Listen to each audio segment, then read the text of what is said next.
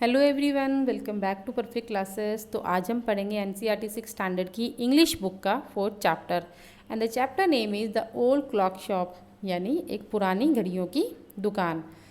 तो यहाँ पे चैप्टर स्टार्ट करने से पहले थोड़ी सी समरी दी हुई है that it's a Christmas eve and time for shops.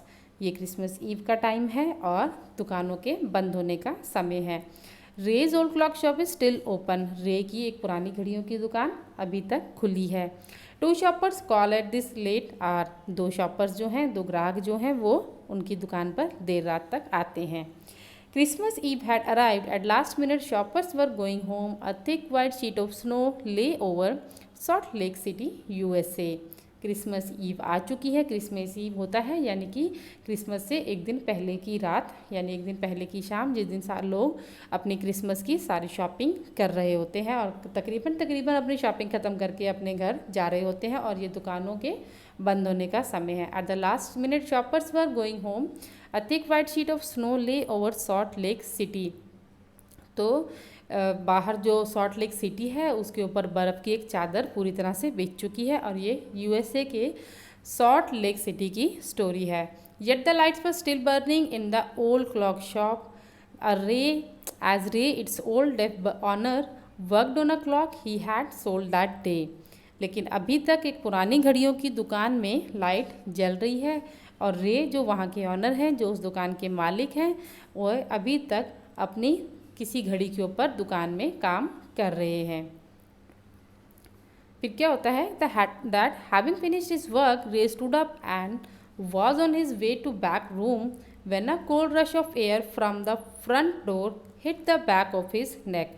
अपना काम को ख़त्म करते समय रे जो है वो अपने बैक रूम में जा रहे होते हैं, लेकिन अचानक से उन्हें अपनी गर्दन के ऊपर एक ठंडी हवा का झोंका महसूस होता है जो कि फ्रंट गेट से आ रहा होता है. He turned to meet a last-minute shopper, but his old wise eyes told him that this was not a shopper.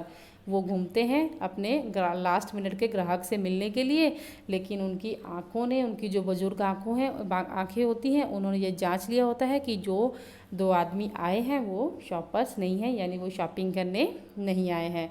He saw two men, one in his 20s and the other closer to 50. वो उन्हें दो आदमी देखते हैं जो कि एक उनमें से जो आदमी होता है वो तकरीबन 20 साल का होता है और जो दूसरा होता है वो तकरीबन उसकी उम्र 50 साल के करीब होती है.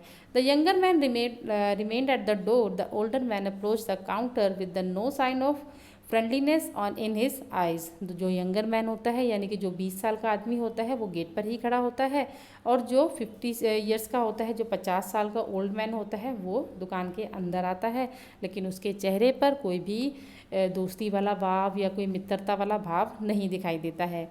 Ray was able to hide his growing fear as he slowly pushed a notepad and a pencil across the counter.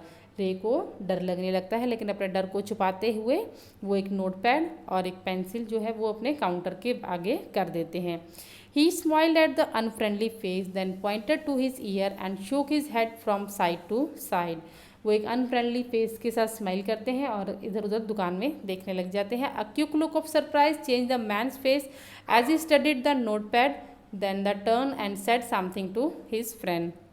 जैसे ही वो नोटपैड देखते हैं और वो जांच लेते हैं तो फिर वो पीछे मुड़ के अपने दोस्त से कुछ कहने लगते हैं. Ray used the chance to look closely at the man, paying attention to the shape of a gun and a restless hand in the man's right coat pocket. जिस वक्त वो आदमी पीछे मुड़ के अपने दोस्त को देख रहा होता है या उससे कोई बात कर रहा होता है, उससे कुछ कह रहा होता है, तो यही टाइम होता है जब रे उस आदमी को अच्छी तरह से मतलब बहुत नज़दीक से देख सकते थे और उसको जांच सकते हैं. तो रे क्या देखते हैं कि उस मैन की राइट पॉकेट के अंदर एक गन होती है, गन शेप में कुछ बना होता है और गन ही होती है, तो वो उसके अंदर अपना हाथ डाल के उस गन को अच्छी तरह से हिला रहे होते हैं.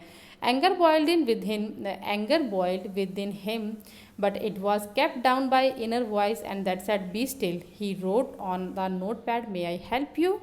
लेकिन जैसे ही वो देखते हैं कि इसके पास तो गन है तो रे को बहुत गुस्सा भी आता है, लेकिन उसे बहुत डर भी लग रहा होता है.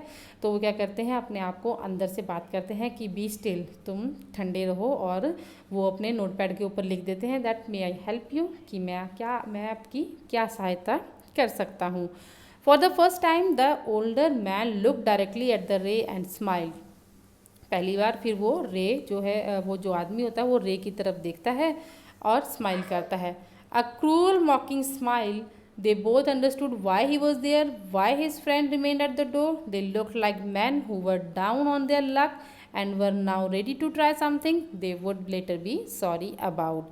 जैसे ही वो अजीब सी एक स्माइल करते हैं, क्रूल सी स्माइल करते हैं रे को देखकर, तो रे भी समझ जाते हैं, वो आदमी भी समझ जाता है कि वो यहाँ पर क्या करने आए हैं, वो यहाँ पर किस भावना से आए हैं।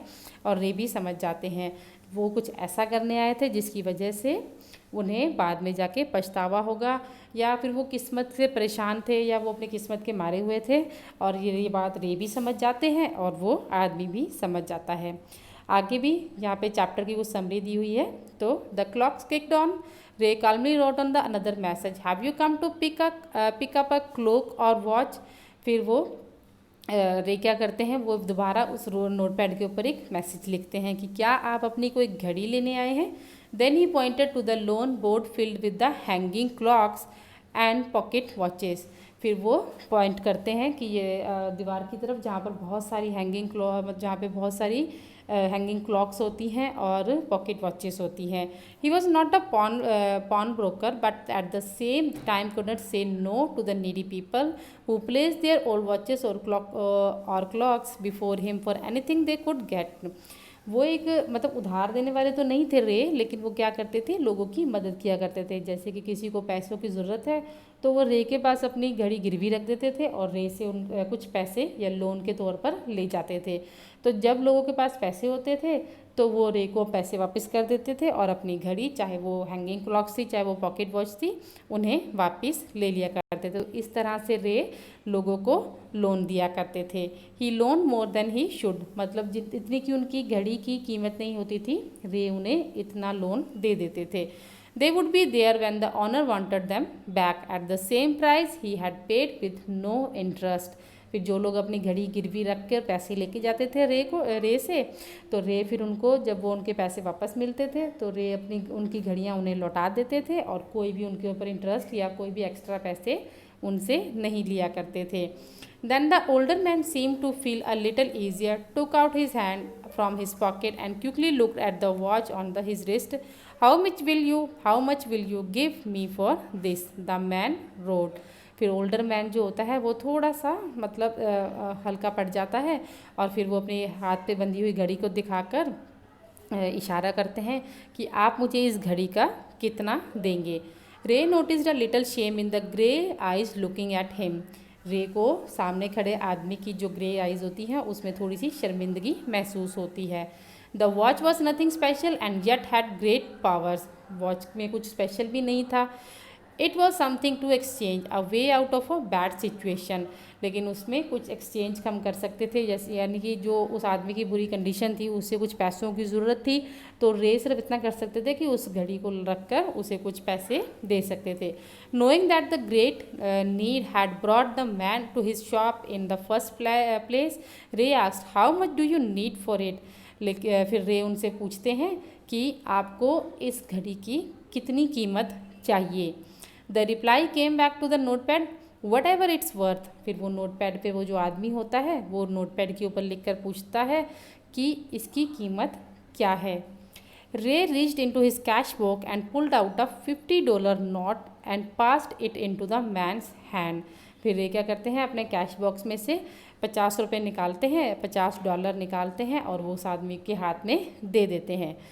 As they shook hand, Ray looked into the man's eyes. They seemed to say thank you। जैसे ही फिर रे उस आदमी की तरफ देखते हैं तो वो देखते हैं कि उसकी आंखें जो होती हैं वो उसे शुक्रिया अदा कर रही होती हैं। They both knew the watch was not worth that much, but before turning to leave, the man wrote, "I will be back to pick it up as soon as I can. Merry Christmas." वो दोनों जानते थे, रे भी जानते थे और वो खड़ा आदमी भी यही जानता था कि इस घड़ी की कीमत $50 नहीं, लेकिन फिर भी रे ने $50 दे दिए। फिर वो आदमी जो है वो घूमता है और वो उस नोट पैड के ऊपर लिख देता है कि मैं बहुत जल्दी इस घड़ी को लेने आऊँगा and merry Christmas. The little story ended on the half hour with the clocks striking all together. ये छोटी सी कहानी होती है रे की और उस आदमी के बीच, जो कि आधे घंटे में ख़त्म हो जाती है।